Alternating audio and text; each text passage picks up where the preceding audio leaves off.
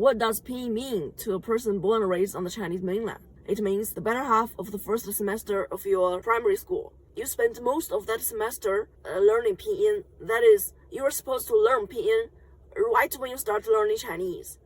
And after you familiarize with all the 韵母 and 声母 and how to spell all the sounds with Pinyin, you can read. At least for the first and second grades, all the Chinese textbooks have Pinyin on top of each character, so you can read. It's also okay for you to write in Pinyin even. Like if you're trying to write an essay, 我爱我的妈妈, I love my mom, you know how to write 我 and 的 and 妈, but you don't know how to write I. It's okay for you to just write the Pinyin for the character I, A-I, with the fourth tone symbol on top of A. You just put it there, and the teacher will understand, and parents will understand. They know our small children don't know how to write this character, and use Pinyin to replace it, and it's alright. But then, as you grow up, you are not supposed to do that anymore. I don't remember if Pinyin was still there in the Chinese textbooks for the third grade, but at least from the fourth grade on, it isn't there anymore. You're supposed to read the characters. Pinyin was no longer there to help you. And you were not supposed to write Pinyin either. I don't know if the teacher explicitly asked us not to use Pinyin, but they must did. Because now, to think about it, for grown up, what does Pinyin mean to us? First, it is a very good input method when we type. Most Chinese people use Pinyin to type on the phone and computers. If you do not use Pinyin, you have to learn to use the 五笔输入法.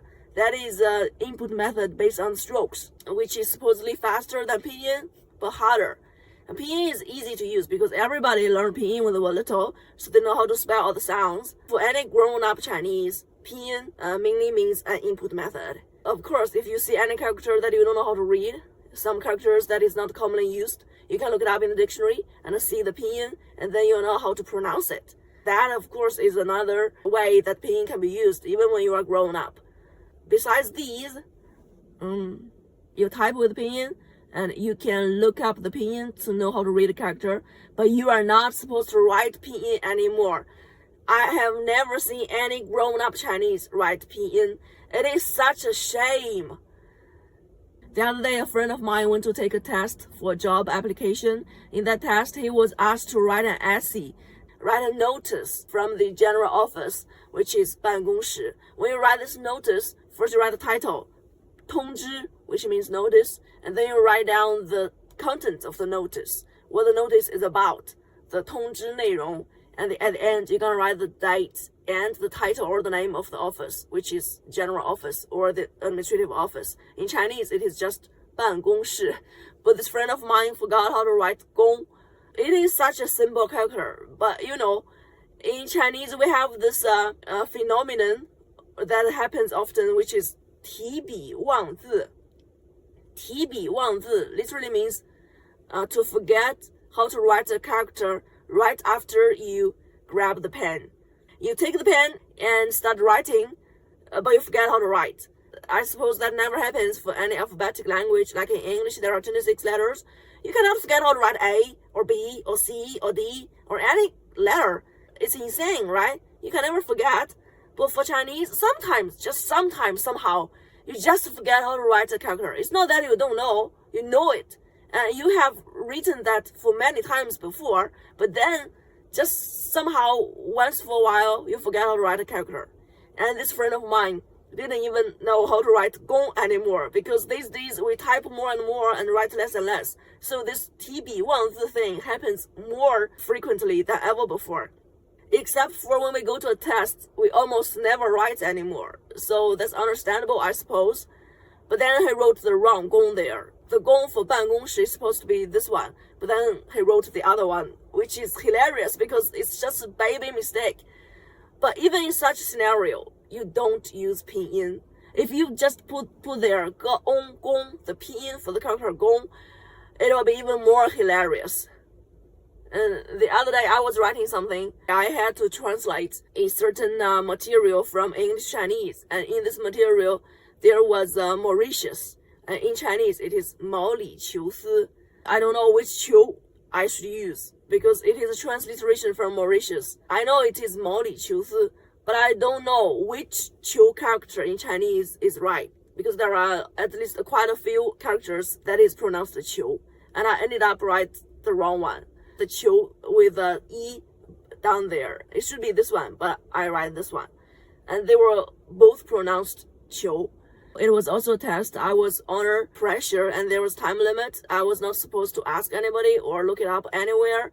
The solution of just writing Pinyin there never came to me, because once you are past the 4th grade, and not to mention now you are grown up, you are not supposed to write Pinyin anymore. If you don't know how to write a character, just leave it blank, or write something that looks similar, or write a character that has the same pronunciation but you know is wrong, but you never write the Pinyin there. Everybody knows how to spell, and we all know Pinyin. I can write Pinyin perfectly, but we never use it to replace a character.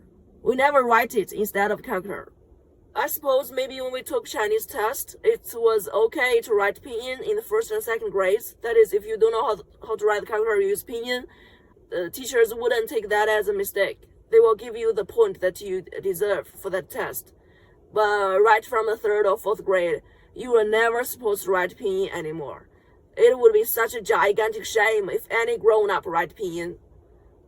That's generally what Pinyin means to a Chinese person as they grow up.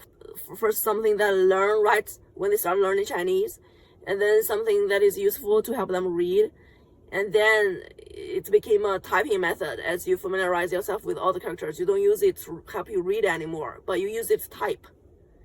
And when you grow up, never write Pinyin.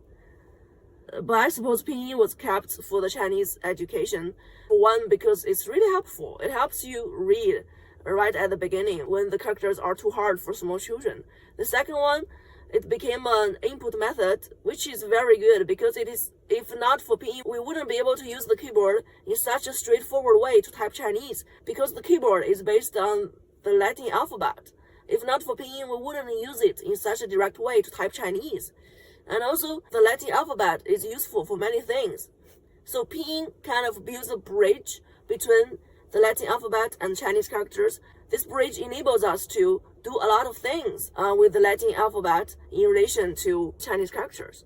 As you grown up and you started learning English, of course you have to re-familiarize with all the letters, because in the English system, they were not Pinyin anymore.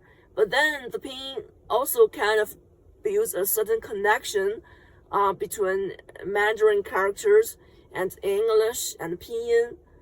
Somehow it is useful. If not for Pinyin, the Chinese language would be totally cut off from the alphabetic language-speaking world. It wouldn't have this connection or bridge.